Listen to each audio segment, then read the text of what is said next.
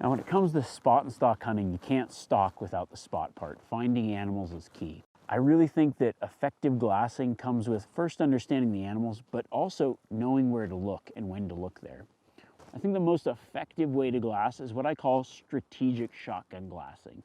So what I'm doing is I'm covering the areas that have the highest likelihood of animals being in it. So what I'll do is I'll sit down, I'll look with my eyes, and I'm saying, I'm just taking in the surroundings and I'm thinking about animal behavior and where those animals are going to be. What I actually like to do is I like to find the animals that I think will be the easiest to spot. Generally, the first place I look, I'll sit down and I'll start glassing those ridge lines, mostly the skyline. See, is there anything that's just standing out, blatantly obvious?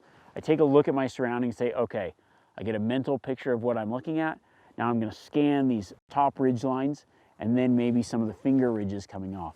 There's a few reasons for that. One, it's easier to spot the animals there. Two, they tend to be places that animals congregate or travel around.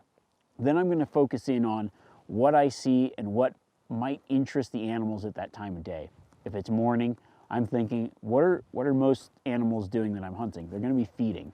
So I'm going to look around and see, okay, there's a potential feeding area, there's a potential feeding area, there's a potential feeding area.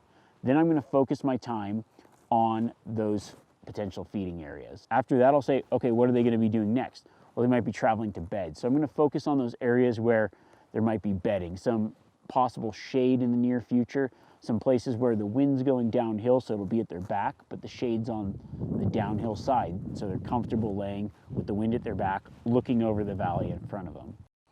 As the day gets longer and those deer or elk or whatever are going to be bedded up, then I start to analyze and pick apart.